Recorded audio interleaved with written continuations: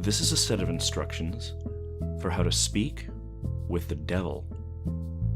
Which, as those of you with any sort of brains at all might note, is a patently moronic proposition on the face of it, one likely to culminate in any number of thoroughly unpleasant fates.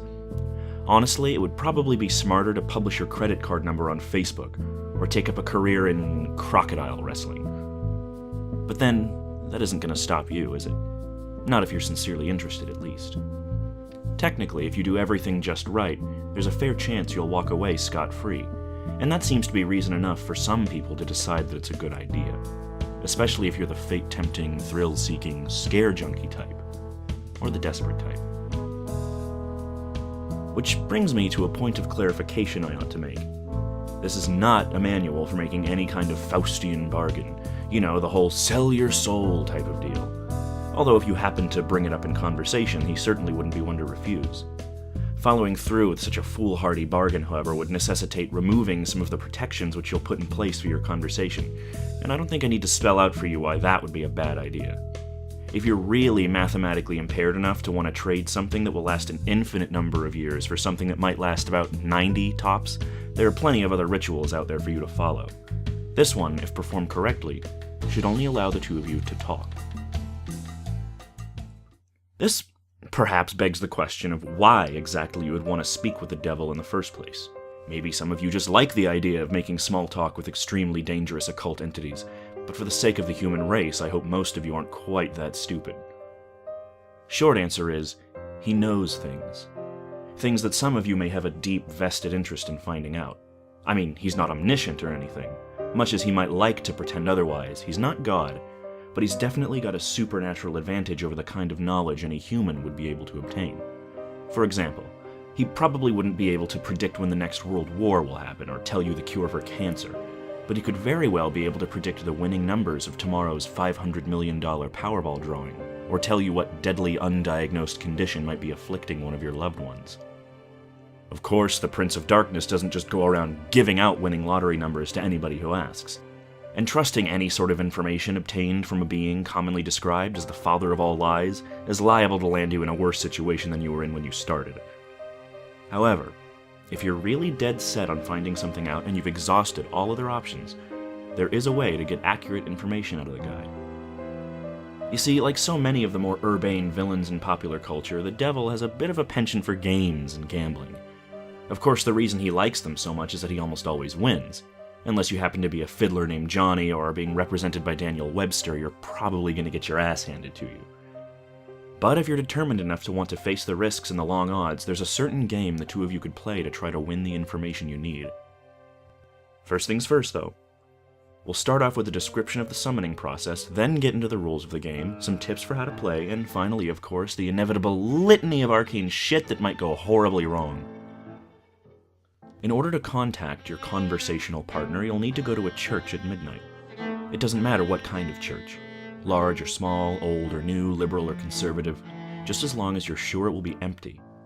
The last thing you want is for some preacher to walk in on you while you're in the middle of this, for the sake of the preacher's well-being as much as your own. The process will probably work best if you try a moon or a full moon or Friday the 13th or Halloween. The actual day is less important than the psychological effect it has on you. As long as you don't try it on Christmas Eve or something stupid like that, you should be fine. The time is important, though. You don't have to start or end your ritual at exactly 12 a.m. Greenwich Atomic Time or anything. But as a general rule of thumb, you want to show up a bit before midnight and have everything set up by no later than 10 or 15 after. Show up a lot before midnight if you don't know how you're going to get in. Shockingly enough, most houses of God do tend to lock their doors at night, at least if no one's there to watch over them. And remember, we want empty, got it? There are, of course, certain things you need to bring, and certain things you can't bring. For this ritual, you will need a full can of salt. You won't need to use all of it, but it's always better to have more than you need than to have less. 7 candles, red or white being preferable. Something to light the candles with. You would be shocked how often people forget this. Occult ritual or not, they aren't going to magically light themselves. A length of red string, rope, yarn, or thread. And finally, a full-length floor or wall mirror. Ideally, you'll want to find one of those already present in the church. They're a bit unwieldy to be lugging around with you during a break-in. However, if there really aren't any there, you'll have to bring your own. You might also find it useful to bring some markers, pencils, paper, a flashlight, and any sort of tools that might be necessary to secure your entrance into the church. You will not be permitted to bring in any electronic or timekeeping devices. This includes all cell phones, smartphones, tablets, e-readers, MP3 players, PDAs, calculators, wristwatches, pocket watches, kitchen timers, hourglasses, etc. Seriously, it's worse than the SAT. If you're one of those people that has your smartphone practically wired into your brain, don't worry. You can bring those things with you to the church, as long as you leave them outside the room in which you'll be doing the ritual. If you brought a flashlight, helpful for finding your way around without attracting unwanted attention, leave that outside too. Also, don't bring in any sort of religious paraphernalia to protect you, especially if it pertains to the Abrahamic religions. And yes, if those gothy black cross earrings you're wearing are hanging right side up, they count. If you have any kind of holy symbols like that with you, the devil will simply refuse to show up. Don't worry, you're not going in totally unprotected. In fact, most of the supplies with you are not for any sort of devil summoning ritual, but for your own protection. Old superstitions and folk magic remedies to guard oneself from evil. From what I know of it, the effect's mostly based on the power of belief, so there are probably numerous other objects, artifacts, and procedures that would work just as well. If you'd like to risk being left helpless at the mercy of the devil in order to test that theory, feel free to experiment. However, for anyone without a psychotic death wish, I'd recommend sticking to the ritual as follows. Once you're sure you have all the right supplies with you, make your way into the church and find some place to set up. It can be anywhere from the main sanctuary where services are held, to a Sunday school classroom, to a walk-in supply closet, as long as you have a sufficient amount of open floor space and are certain not to be disturbed. Set up your mirror first. This is where the devil will appear when you summon him. As such, you mustn't complete the summoning until you've laid down certain wards around it. First, surround the mirror with an unbroken circle of salt. If the mirror is hanging on a wall or door, lay down a semicircle around it instead, making sure that the salt touches the wall at both ends. Then, wrap your red string around the mirror several times. The color red, especially red string, is symbolic of protection in the folklore of many cultures and religions. This is also why red candles are a good idea.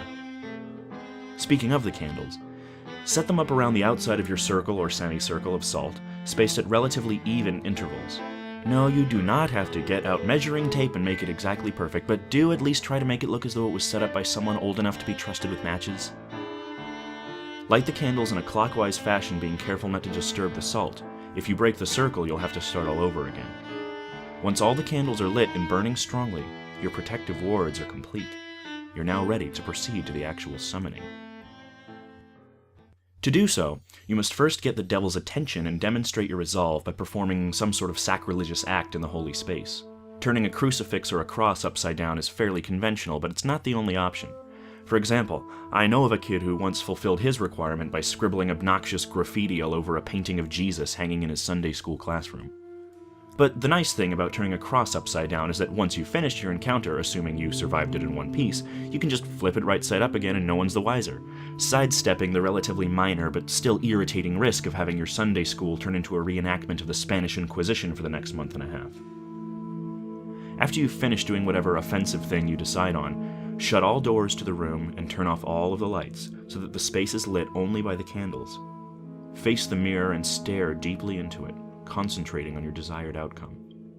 There are no incantations, no arcane strings of Latin you have to recite. Just look into the mirror and wish as hard as you can for the devil to appear there. After a few moments of this, when you feel ready, close your eyes and count to 10, then open them. If all has gone correctly, you'll no longer see your own reflection. You'll be looking at the devil, or at least looking at the way the devil has chosen to appear to you. Chances are he won't look like your conventional red-horned demon with goat legs and a pitchfork, nor any other sort of terrible apparition. No point in scaring you off now.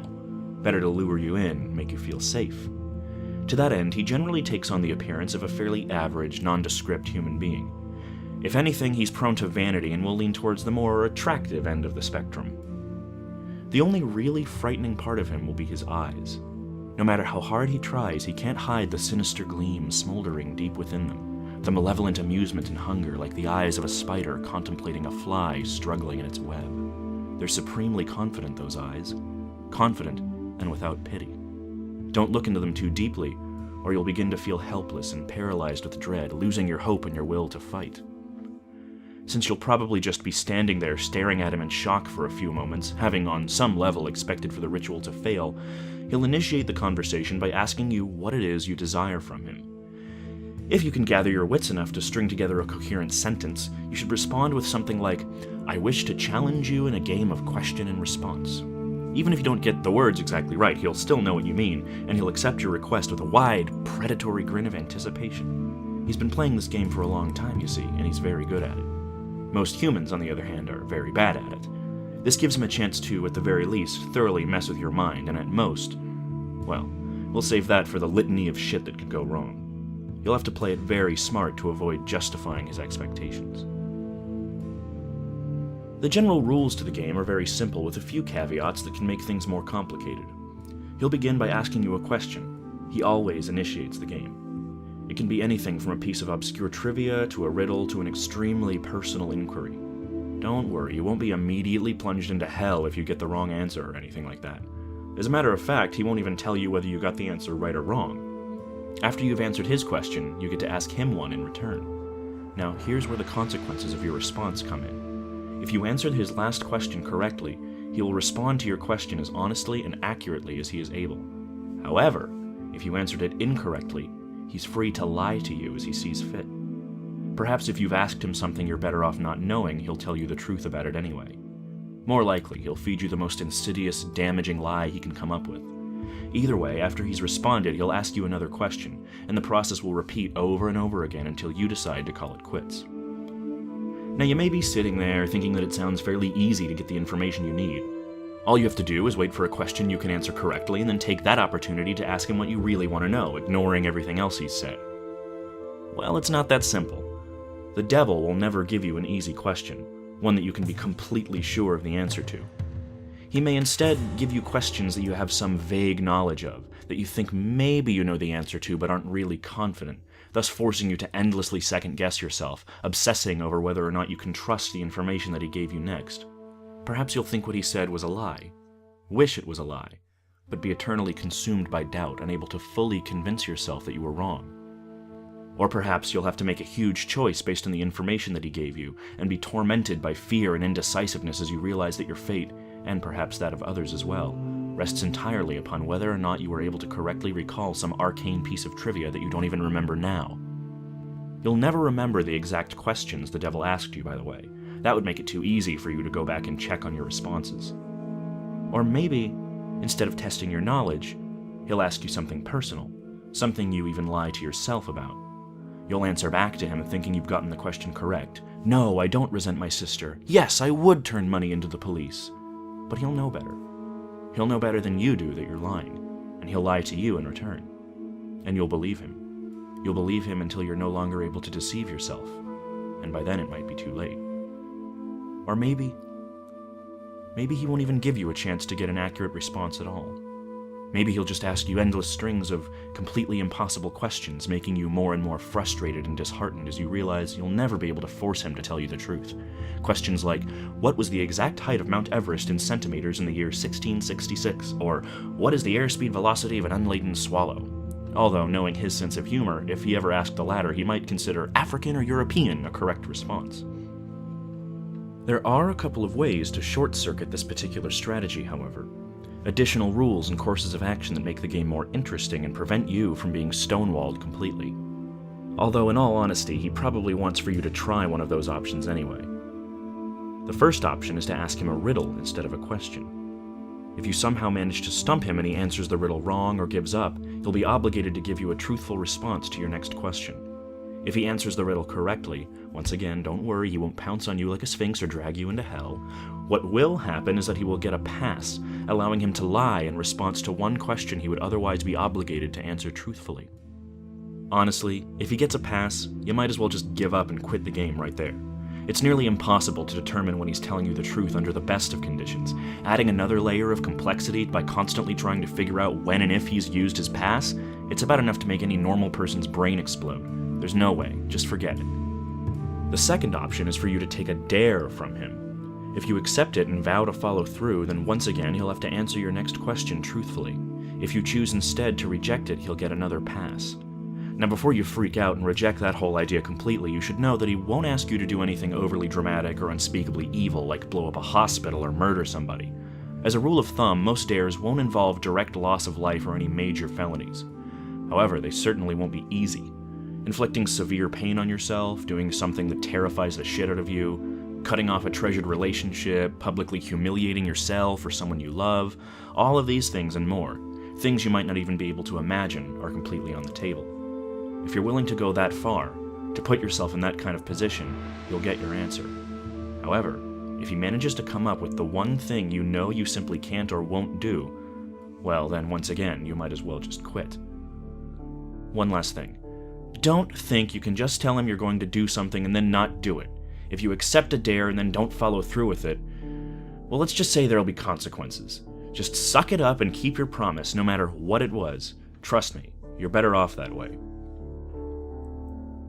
Finally, when you've either gotten the information you wanted or given up on it completely, you may end the ritual by simply thanking the devil for accepting your request, bowing politely at the waist, and bidding him farewell. The surface of the mirror will seem to swim and flicker for a moment, and then you'll be looking at your own reflection again. Only when you're absolutely certain that you're looking into your own two eyes again may you turn away from the mirror, flick the lights back on, and begin dismantling your protections. Now, and this is important, even if you haven't gotten the information that you wanted, you must end the ritual in this manner before 66 minutes have elapsed. Well, I suppose that technically you have 66 minutes and 6 seconds. Subtle, right? But if you're seriously going to try to cut it that close without any kind of timekeeping device, you're probably screwed anyway. I cannot emphasize enough how important it is that you keep to this time limit. I'll save the reason behind that for the end, but don't skip ahead. I've still got a few important tips on how to play. 1. Be very careful what sort of personal information you give out. Try not to talk about yourself, especially your emotions and problems, any more than absolutely necessary. This guy knows human psychology like the back of his hand, and he will get inside of your head. It's like talking to Hannibal Lecter. Give him enough to work with, and even if you don't believe a single word he says, he will still find ways to fuck with your mind like nobody's business. If anything he asks makes you even remotely uncomfortable, do not hesitate to lie through your teeth. There will be plenty of other questions. 2. On a similar note, try to keep the game on track and moving briskly. Unstructured interactions of any kind are to be avoided. Chances are that at some point he'll try to draw you off on a tangent, discussing something that fascinates you, analyzing a response you've given him, or finding some other excuse to speak at length without moving the game forward. This is not only a waste of valuable time, but also another excellent opportunity to mess with your mind. 3. If you choose to give him a riddle, use one you've made up yourself. If your riddle has ever been written down anywhere at all, from the pages of The Hobbit to some long-lost tome of ancient magic, he'll already know the answer. That said, it still has to be a legitimate riddle, with an answer that makes logical sense from some angle. You can't just ask something like, "What's green, has 10 legs and hops?" and then claim for some inexplicable reason that the answer was marshmallows. Nor can you ask him a straight question like, "What have I got in my pocket?" He probably knows that anyway. There are no hard and fast rules to determine whether a riddle makes sense or not, but you're a reasonable human being. Your ancestors ate from the tree of knowledge. Please, for the love of God, use common sense. 4. If you choose to take a dare, there's a slight chance that the devil will ask you to do something seemingly easy. Deliver a letter, for instance, or scribble a 10-digit number in a public restroom stall. If he does ask you for something like this, and you have even a shred of common decency in you, do not accept. Chances are that he's using you to further some sinister plot, one liable to ruin a lot of lives and harm a lot of people. Who knows, maybe you're the type of person who really doesn't mind throwing an unknown number of total strangers under a bus to find out what you want to know. But at least be aware that that is what you're doing. 5. Last but not least, be very aware of the time. It might be helpful to do some practicing beforehand and get a feel for how long an hour is without a watch. The devil will probably put off discussing the things you're most keen to find out for as long as he can, and as you near the 66-minute deadline, he'll start trying harder and harder to distract you, captivate you, and otherwise keep you playing until it's too late. He'll string you along, feed you little glimmers of false hope, keep you thinking, "Just a few more minutes, I'm almost there." Don't fall for it. Don't go over the time limit, no matter what. Now you might be thinking that this game doesn't really sound all that dangerous so far. Threats of psychological damage rarely seem to carry the same weight as threats of physical damage, even though their costs are often just as great. Hate to burst your bubble, but the game is far from safe. There are plenty of ways for you to seriously screw yourself over, both physically and mentally, not to mention spiritually, and it is with these that I will conclude, in the vain hope that they make some sort of impression. First, while you're speaking with the devil, do not let him out of your sight. Keep staring into the mirror no matter what happens. He will undoubtedly try various tricks to make you look away. You'll hear noises behind you, feel eyes in the back of your neck, see shadowy phantoms writhing in the depths of the mirror. A cold breath will blow upon you from behind, smelling like the crypt. A deep silence will settle, only to be interrupted by a loud smack directly behind your head, giving you just about the worst jump scare you've ever had. Hell, the devil may even abandon a measure of his own dignified facade and give a sudden jump of feigned shock, shouting loudly and pointing behind you with a very convincing look of terror on his face. Whatever he might test you with, you must not look away from him. If you look away, if you lose sight of him completely, even for 1 second, you'll look back at the mirror to find him gone. Well, not gone. Out of the mirror. In the room. With you. Exactly how much of your body the police will find the next morning and what state it's in will depend entirely on the sort of mood he's in. The same thing goes if you break any of the protections you laid down before beginning the ritual. Interrupting the circle of salt, letting the red string unwind, knocking over a candle, or letting one go out, any of these things will free him from the mirror and then, well, you're all a bunch of creative horror junkies, I'm sure you can fill in the blanks.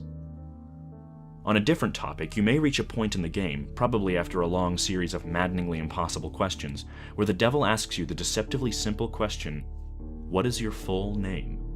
You must not give it to him. Names can be things of great power. Although the devil will, of course, already know your name, telling it to him yourself is akin to inviting a vampire into your home. Your name is deeply synonymous with your own inner self. Thus, giving him your name is powerfully symbolic of giving him yourself. If you're foolish enough to make this mistake, all of your protections will be for naught, and he will seize upon your unwitting offer with malicious glee, stealing away your soul and dragging it back with him into hell. At least this way, the police will find a complete identifiable body. As a matter of fact, your vacant shell will be totally unblemished, seemingly having dropped dead of sheer terror. Last, but certainly not least, there's the matter of what happens if you go over the time limit. This is arguably the worst thing you can do. You won't think so at first. The devil will give you no indication that you've in fact exceeded the time limit, and you will conclude the ritual as if nothing had gone wrong. Perhaps as the devil's image in the mirror trembles and gives way, you'll see a particularly nasty, triumphant smirk flash across his face, but this will be easily dismissed as your imagination. You'll turn the lights back on, gather your belongings, and go to leave the room. But when you open the door, you will see nothing. That's right. Nothing. Just a flat, white void extending infinitely in all directions. Only the room which was reflected in the mirror will now exist. Incidentally, if you turn back around to face the mirror again, you may catch a last glimpse of your own reflection. Perhaps it'll even turn and favor you with a smirk and a cheeky wave before sweeping out the door into the perfectly normal church hallway outside. As you may have already figured out, you yourself are no longer in the church. Your soul is now trapped in the mirror, and the devil has taken the liberty of possessing your body, now that you're no longer using it. Pound on the glass and scream all you like, you'll never get out on your own, and no exorcist can help you. But don't worry, it's not like you're in hell, right? At least, not necessarily. What you have to understand, see, is that a human soul stripped bare of its flesh is a deeply volatile and vulnerable thing, especially when trapped in the land of the living. You're now an entity of purely mental properties, and as such, the barriers between what is real to you and what is imaginary have been completely dissolved. As you fill that reflected room with your anger, your sorrow, your fear at being trapped, these emotions will begin to coalesce, given form by your mind. If you're not particularly imaginative, these creatures may not be too terrible, may not be able to inflict too much horror and pain. With time, you may even be able to teach yourself to get rid of them. If, however, yours is a mind haunted by monsters, a mind that is vibrantly creative and imaginative and more than usually twisted, well, there's no telling what horrors might come clawing their way out of the maelstrom, tasting sweet release from the confines of your subconscious, hungering for your terror and suffering. They will refuse to be banished, dragging you, kicking and screaming, into an endless positive feedback loop of pain and fear. Needless to say, if you're a regular patron of websites like this one, you're probably pretty well fucked. There's only one way to find release from the mirror and the world that you've created therein. They say that if you call to the devil once more and ask him to free you from the mirror, he'll be willing to take you out. For the usual fee, of course. Who knows, maybe if your imagination is twisted and powerful enough to create a personal hell that leaves you begging for the real thing, those talents might be put to good use. There are over 7 billion people in the world, after all. Even the devil himself can't be messing with all of their minds at once. Talented help is always appreciated. Of course, the corollary to your being trapped inside the mirror is that the devil now gets to do whatever he wants in your body until sunrise. At around that time, your body will mercifully drop dead from the strain of the possession. Autopsy will probably identify the cause as some kind of coronary event. Don't get too relieved, though. He's perfectly capable of stirring up plenty of trouble in those few hours. For instance, he may decide to do something big and dramatic, like purchase a large meat cleaver and go on a murder spree, starting with the names in your address book and working his way out to complete strangers if he has time. Or perhaps he'll focus only on one person, someone who trusts you completely, using your persona to get him or her alone and vulnerable, and then, well, no need to describe it here. Once again, I'm sure you can think of a few things. Starting to see why I call this the worst outcome yet? Of course, there's also a chance he won't lay a finger on any of your loved ones, instead deciding to do something a little more subtle, more insidious. Like drop off a few nondescript, unmarked packages on certain doorsteps in the dangerous part of town. Or locate a particular dusty, age-yellowed text in the storeroom of your local library and intentionally misfile it in the young adult literature section. Or whisper 7 very choice words into the ear of the distracted-looking young redhead waiting for the 3 a.m. subway train. Or maybe he'll decide that, in this age of waning superstition, not enough people are getting interested in his games, and the knowledge of them is in danger of being lost. Maybe he'll decide he needs to get the word out a bit more, do a bit of networking, attract some new suckers, challengers. Maybe he'll take a quick peek at your browser history, see where the impressionable, curious minds are hanging out these days. Maybe he'll even write a quick tutorial, in modern parlance rather than some inscrutable, obsolete, demonological text. Post it on the internet, and see how many bites he gets. Maybe I really shouldn't have gone there.